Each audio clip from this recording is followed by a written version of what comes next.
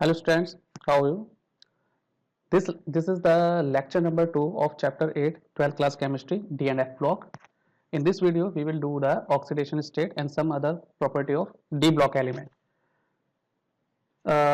Oxidation state की अगर हम बात करें तो transition metal show the variable oxidation state यानी transition element D block element जो हैं वो बहुत सारी ऑक्सीडेशन स्टेट शो करते हैं. फॉर एग्जांपल मैं मैग्नीशियम की बात करूं तो मैग्नीशियम +2 +3 +4 +5 +6 एंड +7 भी शो करता है. ठीक है. आयरन की बात करूं तो आयरन भी दो ऑक्सीडेशन स्टेट शो करता है Fe+2 Fe+3. ओके. तो ये जो है बहुत ज्यादा ऑक्सीडेशन स्टेट शो करते हैं ट्रांजिशन एलिमेंट. अच्छा, इसके पीछे रीजन क्या है? रीजन है कि जो d ऑर्बिटल और s ऑर्बिटल में इलेक्ट्रॉन्स हैं उनका एनर्जी गैप बहुत कम होता है. They have comparable energy. ठीक है. सो केमिकल रिएक्शन में s इलेक्ट्रॉन के साथ साथ d इलेक्ट्रॉन भी पार्टिसिपेट कर लेते हैं. फॉर एग्जाम्पल अगर मैं आयरन की बात करता हूं, iron have the electronic configuration organ 4s2 3d6. Okay. तो कुछ रिएक्शन में आयरन का ये जो 4s का 2 इलेक्ट्रॉन है ये पार्टिसिपेट करता है केमिकल रिएक्शन में, तो आयरन +2 ऑक्सीडेशन स्टेट शो करता है. और इसके साथ साथ अगर आयरन का ये जो 3d इलेक्ट्रॉन है ये भी पार्टिसिपेट कर ले, जैसे एक इलेक्ट्रॉन और पार्टिसिपेट कर लेता है 3d का, तो Fe+3 शो करेगा. तो कॉन्फिगरेशन हो जाएगी 3d5. और इन दोनों में से ये ऑक्सीडेशन स्टेट ज्यादा स्टेबल है due to the 3d5 configuration. तो यही वजह है कि transition metal variable oxidation state क्यों शो करते हैं. In a given transition series maximum oxidation increases up to the middle. अगर हम ट्रांजिशन सीरीज में जाएं, जैसे 3d सीरीज में जाते हैं, तो स्कैंडियम से स्टार्ट करें और मैंगनीज तक जाते हैं, बीच में मैंगनीज तक जाते हैं, तो ऑक्सीडेशन स्टेट क्या है? बढ़ती रहती है. और उसके बाद ऑक्सीडेशन स्टेट डिक्रीज हो जाती है. ठीक है. ऐसा क्यों है? ऐसा इस वजह से है क्योंकि हाफ फील्ड और नोबल गैस कॉन्फिगरेशन ज्यादा स्टेबल होती है. फॉर एग्जांपल स्कैंडियम है. स्कैंडियम जो है वो जनरली +2 +3 दोनों शो करता है, बट +3 ज्यादा स्टेबल है इसका, because scandium has the electronic configuration organ 4s2 3d1. तो ये s के तो 2 इलेक्ट्रॉन को केमिकल रिएक्शन में पार्टिसिपेट कराता ही है, साथ में d का भी एक इलेक्ट्रॉन, जो बचा हुआ एक इलेक्ट्रॉन है, वो भी पार्टिसिपेट करा देता है. तो स्कैंडियम जो है जनरली +3 ऑक्सीडेशन स्टेट शो करता है. So you can see scandium generally show +3 oxidation state because after the removal of 3 electron. 3 electron कौन से हो गए? 4s के 2 इलेक्ट्रॉन और 3d का 1 electron. It get stable configuration, stable noble gas configuration, सिर्फ ऑर्गन जैसे इसकी कॉन्फिगरेशन बचती है. ठीक है. तो इसलिए स्कैंडियम वो एलिमेंट है जो +3 ऑक्सीडेशन स्टेट शो करता है. इसके अलावा जो जिंक है वो +2 ऑक्सीडेशन स्टेट, केवल एक ही ऑक्सीडेशन स्टेट शो करता है +2. वाई? क्योंकि जिंक का इलेक्ट्रॉनिक कॉन्फिगरेशन है ऑर्गन 3d10 4s2. तो ये सिर्फ s के ही इलेक्ट्रॉन को पार्टिसिपेट कराता है केमिकल रिएक्शन में, और d10 कॉन्फिगरेशन इसकी स्टेबल रहती है. ठीक है. तो कंप्लीटली फिल्ड d10, आप यहाँ completely d10 field configuration of Zn+2 ये आंसर लिख सकते हैं.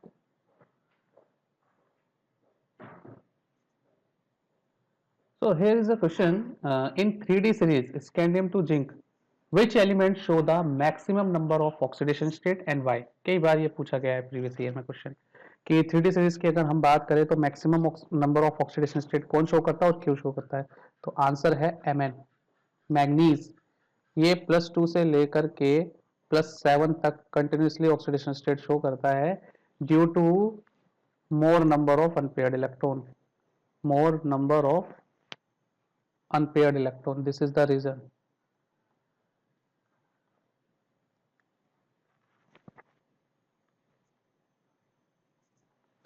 ट्रांजिशन एलिमेंट कॉम्प्लेक्स भी फॉर्म करते हैं, जैसे मैंने आपको कोऑर्डिनेशन कंपाउंड में पढ़ाया है कि कोऑर्डिनेशन कंपाउंड में ज़्यादातर जो सेंट्रल एटम होते हैं या सेंट्रल मेटल आयन होते हैं वो ट्रांजिशन मेटल के ही होते हैं.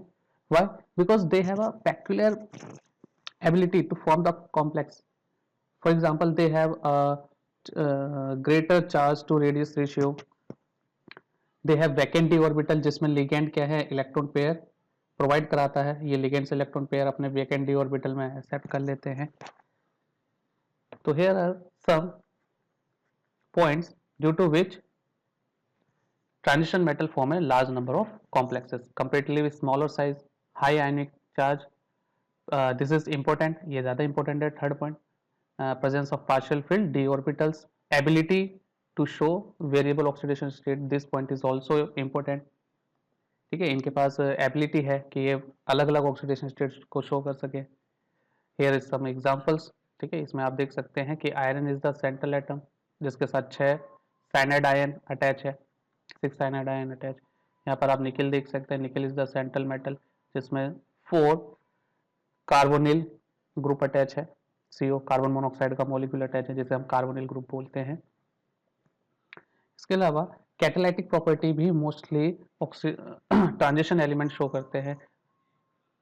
For example iron as a catalyst use होता है, titanium as a catalyst use होता है, या ट्रांजिशन एलिमेंट के जो कंपाउंड है जैसे V2O5 ये भी एज अ कैटलिस्ट यूज होता है. हाइड्रोजनेशन में हम प्लेटिनम या पैलेडियम का यूज करते हैं हाइड्रोजनेशन में.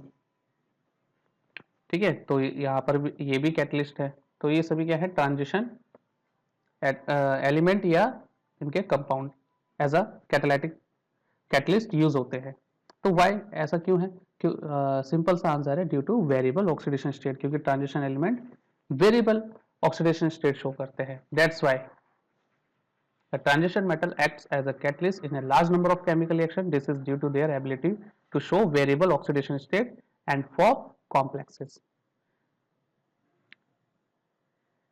Now हम बात करेंगे आयोनाइजेशन एंथैल्पी की. First of all ionisation enthalpy क्या होती है कि इलेक्ट्रॉन को वैलेंस शेल से रिमूव करने के लिए जो एनर्जी रिक्वायर्ड है उसी को हम आयोनाइजेशन एंथैल्पी बोलते हैं. ठीक, अगर इलेक्ट्रॉन जितना इजीली रिमूव हो रहा है उतनी ही कम आयोनाइजेशन एंथैल्पी होगी, क्योंकि इजीली रिमूव हो रहा है तो हमें कम एनर्जी लगाने की जरूरत है. ओके, लेकिन अगर इलेक्ट्रॉन को निकालना मुश्किल है ड्यू टू एनी रीजन तो हमें ज्यादा आयोनाइजेशन एंथैल्पी लगानी पड़ेगी. ठीक, तो यहाँ पर 2 बातें ध्यान रखना. If electron is removing easily, अगर इलेक्ट्रॉन आसानी से निकाला जा रहा है तो आयोनाइजेशन एंथैल्पी कम होगी. इलेक्ट्रॉन को निकालना मुश्किल है, it is difficult to remove the electron, then ionization enthalpy will be greater. Okay, तो अगर हम बात करें आयोनाइजेशन एंथैल्पी की किसकी, ट्रांजिशन एलिमेंट की, तो ये लेफ्ट टू राइट यानी सीरीज में लेफ्ट टू राइट जाने पर क्या होती है, लेफ्ट टू राइट आप जब जाओगे तो अलोंग द सीरीज ये इंक्रीज होती है, जनरली इंक्रीज होती है. But again some exception are there. ठीक है, कुछ एक्सेप्शन भी है, तो इसलिए ये जो इंक्रीज है वो रेगुलर नहीं है, थोड़ा सा इरेगुलर है.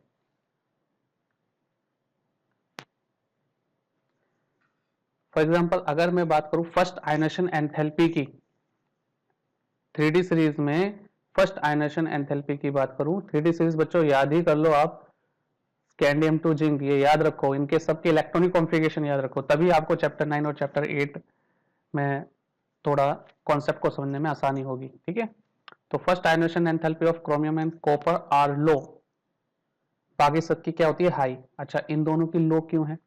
देखिए, अगर हम क्रोमियम और कॉपर के इलेक्ट्रॉनिक कॉन्फ़िगरेशन पे जाएं तो इनका इलेक्ट्रॉनिक कॉन्फ़िगरेशन है ऑर्गन, क्रोमियम का होता है organ 3d5 4s1.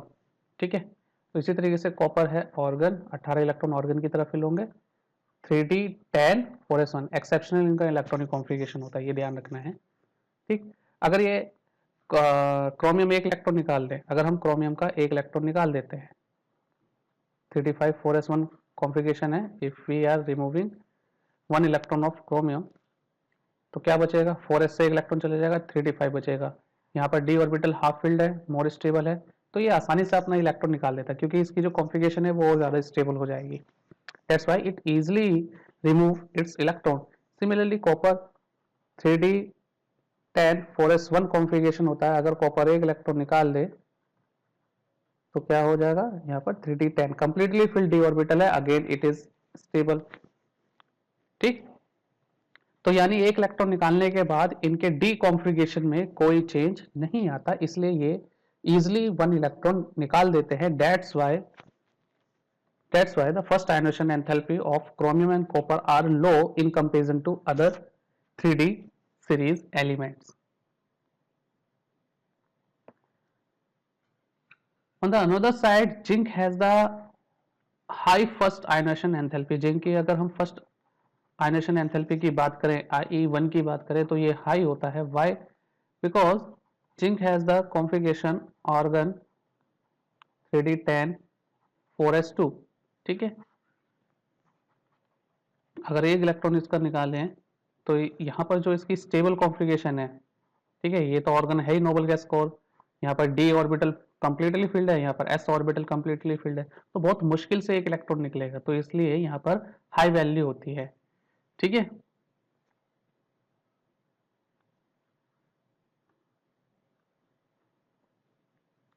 Now second ionisation enthalpy, यानी अगर फर्स्ट के बाद अब दूसरा जो इलेक्ट्रॉन निकालना है उसे हम बोलेंगे सेकेंड आयनेशन एंथैल्पी. दूसरे इलेक्ट्रॉन को निकालने के लिए जो एनर्जी चाहिए, that will be the second ionisation enthalpy. तो अब यहाँ पर अपोजिट हो जाता है. जो फर्स्ट आयनेशन एंथैल्पी में मैंने डिस्कस करा, उसके बाद केस अपोजिट हो जाएगा. क्रोमियम और कॉपर का लो था first ionisation enthalpy. First ionisation enthalpy chromium और कॉपर का लो था, लेकिन अगर हम बात करें सेकेंड आयनेशन एंथैल्पी का, तो यहाँ पर अपोजिट है. यहाँ पर इन दोनों की हाई हो जाती है. वाई हाई क्यों हो जाएगी? क्योंकि जैसे ही बच्चों, जैसे मैं क्रोमियम को एग्जांपल ले लेता हूँ, ऑर्गन 3d5 4s1, तो एक इलेक्ट्रॉन तो ये बहुत आसानी से निकालता है. अगर हम एक इलेक्ट्रॉन की बात करें तो बहुत आसानी से निकाल देगा. क्यों? क्योंकि यहाँ पर स्टेबल 3d5 कॉन्फ़िगरेशन हो जाएगी, स्टेबल है. ठीक, अगर एक और इलेक्ट्रॉन निकालने की बात करें, that is second ionisation enthalpy. यहाँ पर फर्स्ट आयनेशन एंथैल्पी था. अगर हम सेकेंड इलेक्ट्रॉन निकालने की बात करें, जो सेकेंड इलेक्ट्रॉन हमें निकालना पड़ेगा वो निकालना पड़ेगा 3d5 ऑर्बिटल से, यानी स्टेबल कॉन्फ़िगरेशन, स्टेबल ऑर्बिटल से निकालना पड़ेगा. Half filled orbitals are stable. Okay, तो that's why the second ionisation enthalpy will be high. ठीक, इसी तरीके से कॉपर का एक इलेक्ट्रॉन बड़े आराम से निकाल लिया. 3d10 4s1 कॉन्फ़िगरेशन था, तो कॉपर का एक इलेक्ट्रॉन निकल गया. तो यहाँ 3d10 कॉन्फ़िगरेशन आया, जो कि अगेन कंप्लीटली फिल्ड ऑर्बिटल से स्टेबल कॉन्फ़िगरेशन है, और दूसरा इलेक्ट्रॉन जो निकालना है वो इसी स्टेबल कॉन्फ़िगरेशन से निकालना है.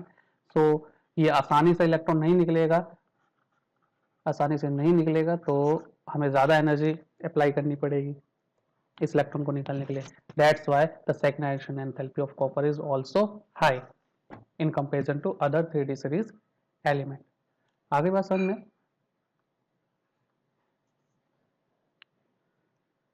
और लो किसकी होती है? Second ionisation enthalpy 3d series में लो होती है मैंगनीज और जिंक की. ठीक है, मैंगनीज और जिंक की लो क्यों है? मैंगनीज का जो कॉन्फ़िगरेशन है वो है ऑर्गन 3d5 4s2. ठीक है, फर्स्ट इलेक्ट्रॉन को निकालने में थोड़ी ज़्यादा एनर्जी चाहिए बाकी सभी एलिमेंट के कंपेरिजन में. क्यों? क्योंकि वो निकालना है 4s1 से और 4s2 से निकालना है स्टेबल कॉन्फ़िगरेशन. अच्छा, चलिए एक इलेक्ट्रॉन निकाल ले, तो अब कॉन्फ़िगरेशन बचा 3d5 4s1. अब जो सेकंड इलेक्ट्रॉन निकालना है, तो ये सेकंड इलेक्ट्रॉन बड़े आराम से दे देगा. फर्स्ट के कंपेरिजन में ये सेकंड इलेक्ट्रॉन बड़े आराम से दे देगा. क्यों दे देगा मैंगनीज सेकंड इलेक्ट्रॉन? क्योंकि सेकंड इलेक्ट्रॉन लूज करने के बाद जो उसकी कॉन्फ़िगरेशन है वो है 3d5 which is stable, half filled d orbital which is stable, तो वो स्टेबल में आ जाएगा, स्टेबल कॉन्फ़िगरेशन अटेंड कर लेगा.